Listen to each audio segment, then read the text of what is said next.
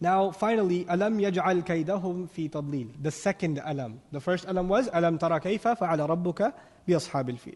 The second, أَلَمْ يَجْعَلْ كَيْدَهُمْ فِي تَضْلِيلٍ.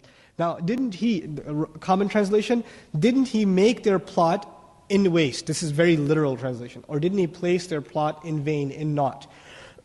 Or reduce it to nothing? First, let's pay attention to the word alam. It's mentioned again. So the first question was alam. The second is again alam.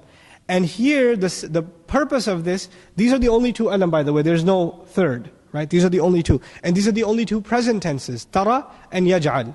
Now there's arsala after this, right? And ja'ala after this. And so the language changes a little bit. Now, I mentioned before, when the present tense is used, there's a continuity. There's a continuity. And if you look at the language, he took their plot and reduced it to waste. This is something not only that Allah did for them, but anyone who makes plots against Allah's deen, Allah will do this over and over and over again, hence justifying the use of the present tense, yaj'al in this case. Even though the meaning comes out in the past tense, the conjugation is in the present form, the mudari' form. That's the first thing. Then the word ja'ala as opposed to fa'ala. But the first ayah said, fa'ala, kayfa, fa'ala. Here, referring to Allah, alam yaj'al, not alam yaf'al.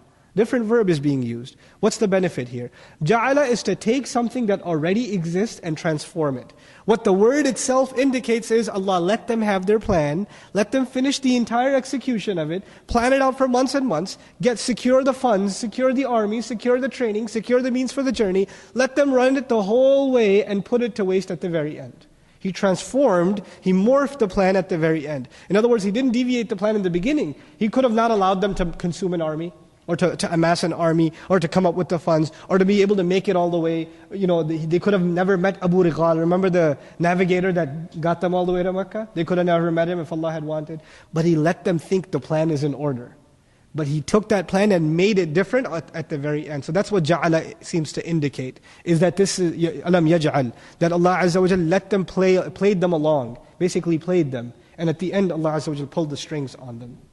By the way, I don't know if I've given you this parallel before, but it's an interesting parallel. My teacher, Dr. Sami, used to give it to me. He says when someone's rebellious, one of the things Allah does is, He lets them go free. And they feel like they got no problems, they can get away with anything. And it's compared to a dog that is wild. It's barking at you, it's biting at you, so you tie it up, right? And you tie it up with a 1-foot leash, so it can't really move much. But if you really want to punish this dog, you take it in an open field and tie it to a 400-foot leash. Because if you tie it to a 400-foot leash, you know what's going to happen? It's going to think that it's free, and it's running full speed. Right? When it's only a foot-long leash, it can only pull so much. When it's running full speed and it reaches 400 feet, what happens?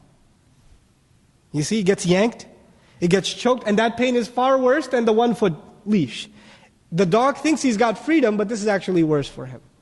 وَيَمُدُّهُمْ فِي طُغْيَانِهِمْ يَعْمَهُونَ. Allah extends them in their rebellion. Let them remain blind in it. So Allah extended their means all the way to get to the Kaaba. Allah could have destroyed them much before, but He let them execute their plan. Let them play along. Let them dig their hole deeper. This will only make their punishment worse. Not only are they mushrikun, but they're committing crimes against Allah Azza wa Jal. Okay. وَأَرْسَلَ عَلَيْهِمْ طَيِّرًا أَبَابِيلَ.